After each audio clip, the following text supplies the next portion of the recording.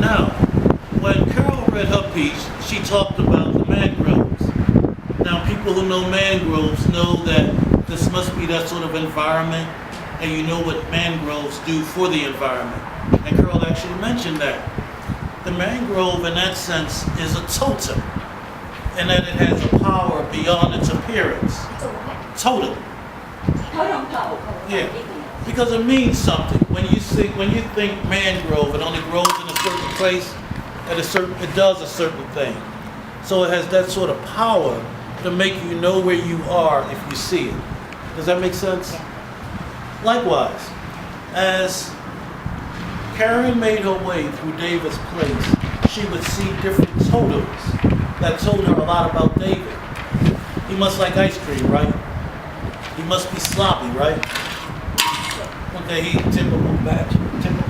Typical bachelor. Right. So each of those things, the big recliner, the big TV, the ice cream buckets, are totems because they have a power.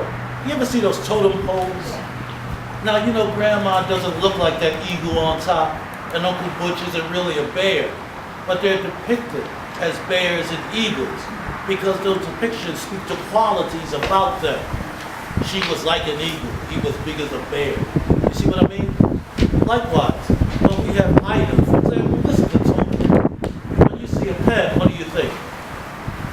Writing. Yes. Okay. And so each of these items of the environment in David's place are totems that Karen uses to tell us about David. You see? Now there's something else going on here that doesn't speak to the environment as much.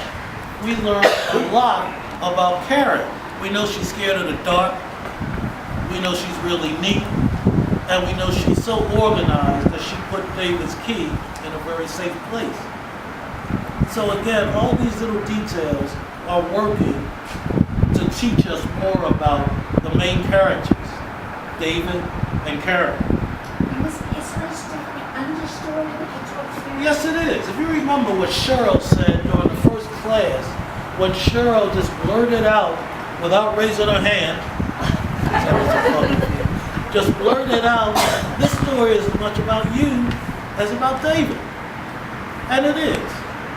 And it's something that I want you to consciously develop because otherwise you have a very morbid story about a guy who dies of cancer. But by integrating your story, we have a story of hope. So keep that up. Yes. You know, when I saw that, James, it was interesting, so I could identify with it. From the time she came to that airport, it was dark out and the airport was empty. And she gets to the house and it's dark and it's empty. And it almost foreshadows David's death. Go a step further. Who brings light to all of this?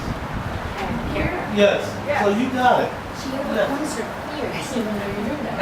Yes. But that came through.